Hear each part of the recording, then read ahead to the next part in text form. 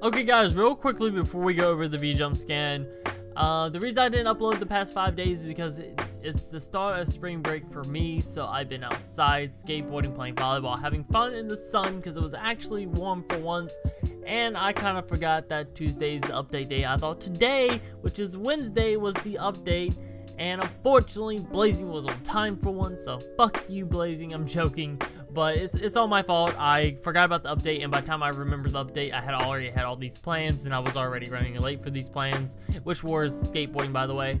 And so I didn't feel like canceling, so I was, you know what, I'll do it when I get home. By the time I got home, which I went skateboarding for 3 hours in the sun with little water and no food at all, I was too exhausted to do anything. So when I finally got a shower, my girlfriend came over, then I had to go to my grandma's house. So that's why there was no updates yesterday. And today I was like, you know what, I'm gonna make a video explaining and do some stage mode Naruto summons. And unfortunately the fucking summons fucked up.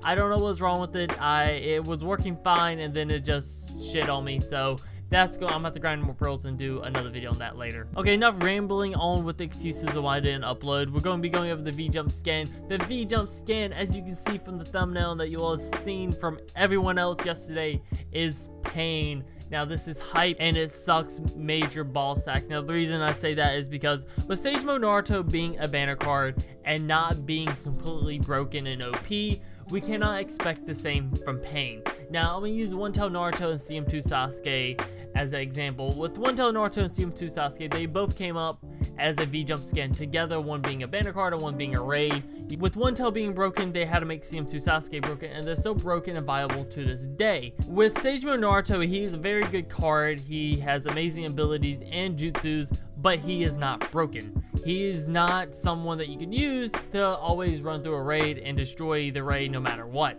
Now he is a good card, again, very good card, but not broken. So with this being said, you can't expect the Pain to be broken as well. You can expect him to be a very good card, or you can expect him to be shafted. Either way, and not saying that he can't be broken. He can be very broken, very, very broken, but I don't think he will be, because we've seen plenty of times with other raids, the characters got certain abilities inside the raid, and they didn't get them once they got as a card. Like Kisame's ability to stop you building chakra, he didn't get that as a card. Or Yuyuto's ninjutsu pushback, she didn't get that as a card either. The reason I use those two as examples is because they both had abilities that were viable and that were good, that would make the card a lot better in the raid, but when we got them as a card itself, or a character, my fault, I'm sorry for saying cards, they didn't have those abilities. So the Pain that's going to be in the raid, most likely he'll have some really sweet abilities that will make the raid a lot harder, but once we get him as a character or a card, he will not have these abilities, and it's going to suck. But going over to the V-Jump scan, we're looking here at it. We got a few translations. We got the like normal ones, like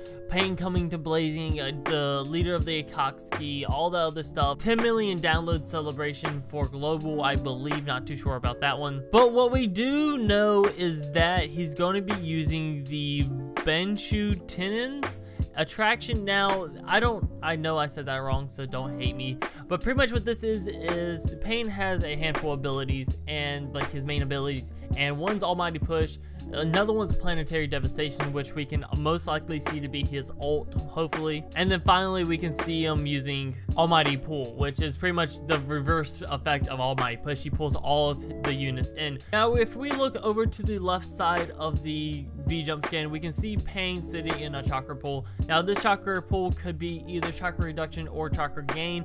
If you didn't know, this is a new field effect that's been introduced into Blazing, and with his attraction jutsu or Almighty Pull, he will be able to pull everyone into this chakra pool, and hopefully, most likely, it will be a full map AoE attack. Well, maybe not full map, maybe it's just a really long range, because a full map will kind of be broken, but we have seen raid characters use a full map effect before, so hopefully the raid would be a full map. He will pull them all into that chakra pool, and a lot of people saying that, well, the chakra pool is already there, it's already there, he doesn't activate it himself. Well, that is wrong, because if you look over to the right side of the jump scan, there's no chakra pool there when he spawns in on the map. So much like the Taka Sasuke, to where he can use Amaterasu and put a black flame anywhere on the map and it stays there for 5 turns, maybe when this pain activates his attraction pool or his almighty pool and he pulls everyone in, he activates this chakra pool of chakra reduction, making it to where you cannot build up your ultimate ninjutsus unless you get out of there. And maybe when he activates this, he gets a effect to where he is not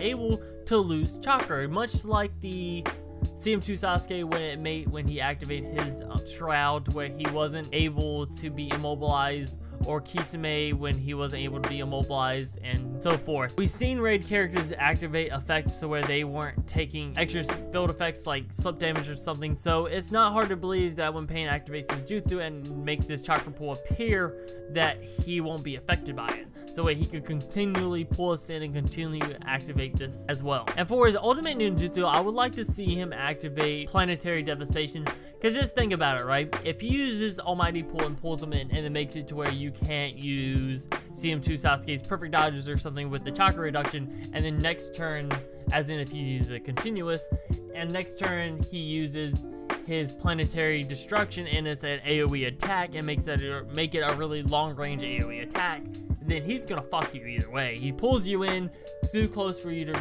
get away enough, or even hits 2 of your units. Planetary Devastation, you're gonna lose a lot of health and it's gonna be really hard to beat this raid. Now, another thing I want to talk about before we end the video is that on every impact raid, we always get a mini boss before the actual boss. Most of the time with Manda, it was Orochimaru, and Kabuto with Gamabunta, it was Jiraiya. With Yugito, the final boss was Two Tails, and the mini boss was Yugito. So with the final boss being Tendo Pain or Yahiko Pain, I don't know who would be the actual mini boss. I don't know if you would actually end up fighting Sage Mode Naruto for some reason, or if you fight one of the other Pains, which I don't see that happening because they haven't introduced any of them into the game yet. So it'd be really interesting to see how they will do the mini boss stage, or even if they would just completely take the mini boss stage out altogether.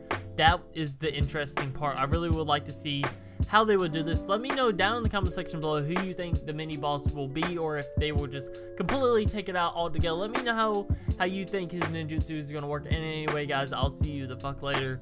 Peace.